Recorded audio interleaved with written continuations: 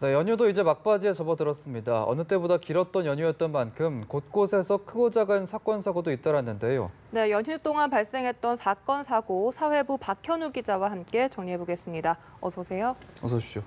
네, 연휴 기간 사건, 사고가 참 많았는데 그중에서도 아무래도 가장 충격적인 사건은 일명 어금니 아빠 사건일 텐데 이 얘기부터 좀 짚고 넘어가 보죠.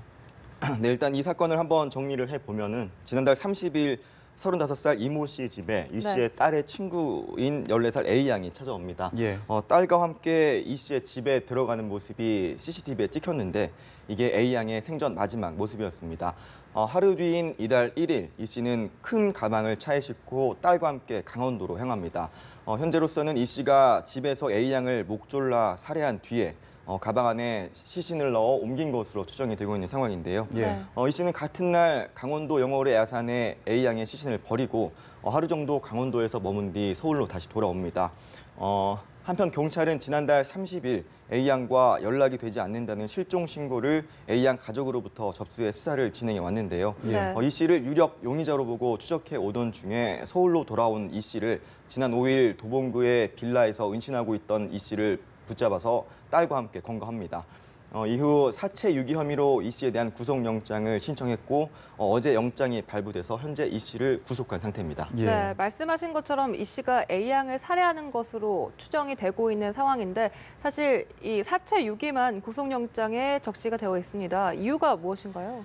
네, 도봉구의 은신처에서 검거했을 당시에 이 씨와 딸은 수면제를 과다 복용한 상태였습니다. 예. 이후에 의식이 또렷하지 않아서 경찰은 범행 당사자이자 이번 사건의 전말을 알고 있는 이 씨와 딸에 대한 조사를 진행하지 못하고 있는 상황인데요. 네. 이런 가운데 이 씨는 사체를 유기한 사실은 인정을 했습니다. 하지만 A 양이 숨진 배경에 대해서는 자신이 살해한 게 아니고 자신이 먹고 목숨을 끊으려던 수면제를 A 양이 실수로 먹고 숨졌다며 살인 혐의에 대해서는 부인을 하고 있는 상황인데요. 예. 경찰은 이 같은 상황에서 무리하게 살인 혐의를 영장에 적시를 하기보다는 이 씨가 인정한 혐의만 일단 영장에 적시해 구속영장을 받아낸 겁니다. 그렇다고 경찰이 살인 혐의가 없다고 보는 건 아니고요. 예. 국가수 부검 결과 A 양이 끈으로 목이 졸려 타살된 것으로 추정된다는 소견에 따라 이 씨가 A 양을 목 졸라 살해한 것으로 의심하고 있습니다. 예. 어제 브리핑에서 경찰은 이 씨의 살인 혐의를 뒷받침할 다른 근거를 제시하기도 했는데요. 딸의 친구가 약을 잘못 먹어 사경을 헤매는 상황에서 왜 119에 신고도 하지 않고 병원도 데려가지 않았느냐는 겁니다. 실수로 숨진 딸의 친구를 가방에 넣어서 유기하는 네. 게 상식적인 행동은 아니지 않습니까? 예. 이런 정황을 바탕으로 경찰은 이 씨의 살인 혐의 입증에도 자신감을 보이고 있습니다. 예. 일명 어금니 아빠라고 불렸던 이 씨인데 딸에 대한 애정이 좀 강한 것처럼 그동안 비춰져 왔었는데 왜 이런 범행을 저지른 걸까요? 네, 말씀드렸던 것처럼 이 씨는 검거 당시 수면제를 과다 복용한 상태였습니다. 예. 이후에도 의식이 불분명해서 현재까지는 사실상 제대로 된 조사가 진행이 되지 못했습니다. 네. 때문에 범행 동기나 수법 등에 대해서도 현재까지 나온 게 없는 상황인데요. 예. 이 씨가 입을 열지 않고 있다 보니 여러 가지 의혹만 제기되고 있는 상황입니다. 어제 한참 제기됐던 의혹 중에 하나가 이 씨가 A 양을 성폭행한 뒤에 살해했다 이런 의혹도 있었는데 예. 부검 결과 A 양에게서 성폭행을 당한 정황은 발견되지 않았다고 경찰은 밝혔습니다. 네. 또 일각에선 한 달 전쯤 숨진 A 양의 엄마 이 씨의 아내의 죽음과 이번 살해 사건이 연관돼 있는 거 아니냐는 의혹도 제기되고 있는 상황입니다. 예. 네, 이제 아내 얘기도 한번 해보면요. 실제로 아내가 한 달 전쯤 숨졌습니다. 아파트 5층에서 자살을 한 것으로 알려지고 있는데 이 부분도 좀 더 짚어봐야 할 것 같아요. 네, 이 씨 아내는 지난달 6일 스스로 목숨을 끊었습니다. 예. 경찰에 따르면 이 씨는 지난달 1일 시어머니와 사실혼 관계에 있었던 60살 남성에게 8년간 지속적으로 성폭행을 당했다고 고소장을 낸 상태였는데요. 예. 네. 하지만 고소장을 낸 지 닷새 만에 스스로 목숨을 끊어 아내의 죽음과 관련한 의혹도 꼬리를 물고 있는 상황입니다. 이 씨 아내의 유서에는 가족과 남편 등 여러 사람에게 성적 학대를 당했다는 내용이 담겨 있었다고 하는데요.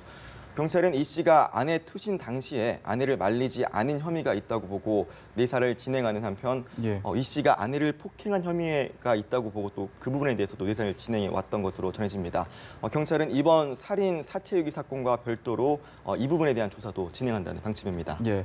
일단 이 씨에 대한 조사는 좀 원활히 진행되지 않고 있는 상황인데 그렇다면 딸의 진술은 또 어떻게 좀 들어봐야 될 것 같은데 딸의 상태는 어떤가요? 네, 이 씨의 딸이 A양의 시신을 옮기는 과정을 지켜봤고 예. 유기 장소에 동행했다. 나아가 이 과정을 도운 정황이 있다. 이런 의혹이 제기되고 있는 상황입니다. 예. 경찰도 이런 가능성을 배제하지 않고 수사를 진행하고 있는데요. 실제로 어제 브리핑에서도 경찰은 이 씨의 딸도 현재 피의자로 입건한 상태라고 밝히기도 했습니다. 예. 하지만 이 씨와 함께 수면제를 과다 복용한 이 씨의 딸은 현재 이 씨와는 달리 의식을 되찾지 못하고 있는 상황인데요. 예. 경찰은 이 씨의 딸이 의식을 되찾는 대로 딸에 대한 조사도 진행한다는 계획입니다. 예. 네, 이제 다른 사건도 한번 살펴보도록 하겠습니다. 연휴 기간 동안 이제 괌에서 한인 판사 부부가 이제 체포됐다라는 소식이 들려오면서 많은 화제가 됐었는데 이 부분도 자세히 짚어주시죠. 네, 괌에서 한국인 판사와 변호사 부부가 아이들을 차량에 방치했다가 현지 경찰에 연행되는 일이 있었습니다. 네. 예. 이들 부부는 마트 주차장에 차를 주차한 뒤 쇼핑을 하고 왔는데 당시 차에 6살 된 아들과 1살 된 딸을 그대로 남겨둬서 현지에서 아동학대 혐의 등을 받았습니다. 이후 아동학대 혐의는 기각되고 경범죄로 벌금형이 내려졌는데요. 주목받는 법조인 부부인데다 예. 이들 부부가 당초 3분만 쇼핑을 했다고 말을 했었는데 이후 사실과 다른 것으로 밝혀지며 논란이 일기도 했습니다. 예. 다른 한편에 또 관심이 갔던 게 국내 언론에서는 모자이크로 가려져서 얼굴이 나왔는데 미국에서는 공개가 돼서 나왔습니다. 좀 어떤 차이가 있습니까? 예, 유튜브 등 인터넷을 보면은 두 사람의 체포 장면과 유치장 수감 당시 촬영한 사진, 일명 머그샷이라고 하죠. 예. 이게 현지 언론에 모자이크 없이 보도되며 두 사람의 얼굴이 공개가 되기도 했었습니다. 하지만 우리나라 보도들을 보면 국내법과 대법원 판례상 얼굴 공개 등을 금지하고 있어서 일명 모자이크 처리를 해서 보도가 됐었습니다. 예. 우리나라에서는 얼굴을 공개해서 보도할 경우 명예훼손 등으로 인한 형사소송뿐만 아니라 손해배상 등 민사소송을 당할 가능성이 있기 때문인데요. 예. 또 우리나라에서 똑같은 일이 발생했을 때 처벌이 가능한지 이 부분이 논란이 되기도 했습니다. 국내에선 아동 방치에 대한 처벌과 신고 규정이 미비해 처벌이 이루어지지 않았을 가능성이 높다는 지적과 함께 국내 법령을 정비해야 한다는 지적도 나오기도 했습니다. 예. 네, 그런가 하면 이제 연휴가 열흘이나 됐기 때문에 곳곳에서 안타까운 사건 소식도 되게 많았습니다. 네, 추석을 앞두고 경제적으로 어려움을 겪던 40대 가장이 스스로 목숨을 끊으려고 했던 일이 있었습니다. 예. 추석 마지막 날이었던 5일 광주에서 있었던 일인데요. 보시면은 이제 불길에 차량이 휩싸여 있는데 해당 남성이 타고 있었던 차량입니다. 이 남성은 차량에 번개탄을 피워서 질식사로 인해 목숨을 끊으려고 했는데 예. 예상치 못하게 번개탄의 불이 차량으로 옮겨 붙다 보니까 차량을 일단 빠져나온 뒤에 다행히 구조가 됐는데요. 개인 사업을 했던 남성은 함께 일했던 사람들에게 급여는 줘야 되는데 거래처 등으로부터 대금은 받지 못하고 떼이고 이런 일이 겹치다 보니까 추석을 앞두고 경제적으로 어려움을 겪었던 것으로 알려졌습니다. 예. 네. 전북 군산에서는 80대의 시신이 장례식장에서 뒤바뀌는 사건도 있었습니다. 유족들은 화장을 하고 매장까지 한 뒤에야 이 같은 사실을 알았는데요. 예. 추석에 가족을 떠나보내는 것도 슬픈 일인데 이 같은 황당한 일까지 겹쳐 유족들은 2번 울어야 했습니다. 상조업체 측 과실로 밝혀졌는데 이 같은 일이 다시는 발생해서는 안 되겠습니다. 예. 곳곳에서 투신 사건도 있었습니다. 예. 네. 어제 오전이었는데요. 경기도 양평역 선로위 육교에서 54살 여성이 철로로 뛰어내린 일이 있었습니다. 이 여성은 생명에는 지장이 없는 것으로 전해졌는데 투신 과정에서 다리를 절단되는 부상을 입었다고 합니다. 예. 부산에서는 10대가 다리에서 강으로 뛰어내려 숨지는 사건도 있었습니다.